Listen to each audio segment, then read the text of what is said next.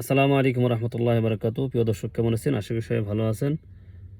জাতির জন্য দুর্ভাগ্য, চলুন আমরা একটা ভিডিও দেখি। জাতির জন্য বড় দুর্ভাগ্য, এই 30 পারা কোরআন তারা না বুঝা প্রতি বছর একবার বুঝলই না। সকালে পড়ে, সন্ধ্যায় পড়ে, ওরি বাবা রে বাবা। এবং তারা কোরআনের হাফেজ হইয়া আন্তর্জাতিক পৃথিবীতে প্রতিযোগিতা করে ফার্স্ট হইয়া তারপরে কয় যে আমি বিশ্বমানের হাফেজ। জিজ্ঞাসা করলাম সূরা বাকারার অর্থ করছো? কয় না। দর্শক, এটা তো একটা পাগলেও বুঝে। 6 বছর, 7 বছর, 10 বছরের একটা ছেলে হিফজুল কোরআন মুখস্থ করেছেন, কোরআন শরীফ মুখস্থ করেছেন। তার কি দরকার যে কোরআন শরীফ অর্থ মুখস্থ পড়তে হবে?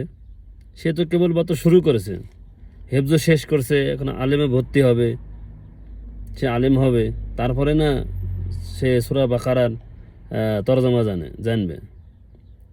যে এরকম একটা জ্ঞানী মানুষ যদি অজ্ঞানী প্রশ্ন করে একজন ছোট বাচ্চাকে যদি প্রশ্ন করে যে তুমি সূরা বাকারার অর্থ জানো কিনা, সে কিভাবে বলবে? সে তো পড়িনি, সে কেবল হেফজ শেষ করছে, এখন মৌলানা সে ভর্তি হবে। এই কথার মাধ্যমে বোঝা যায় যে সে হাফেজদেরকে অনেক ছোট বলে প্রমাণিত করছে, কটাক্ষ করে সে কথা বলছে। এরকম একটা জ্ঞানী মানুষ এরকম কথা বলা তার ঠিক হয়নি। এই সমস্ত ছোট ছোট বাচ্চারাই তো একদিন কিতাব পড়বে, মৌলানা হবে, মুফতি হবে, মুহাদ্দিস হবে, কেউ মুফাসসির হবে, কেউ নিজে আবার কিতাবও লিখবে। আপনার মতো এত বড় একটা জ্ঞানী মানুষ এরকম প্রশ্ন কিভাবে করে একজন ছোট মানুষকে? সবাই ভালো থাকবেন। আল্লাহ হাফেজ।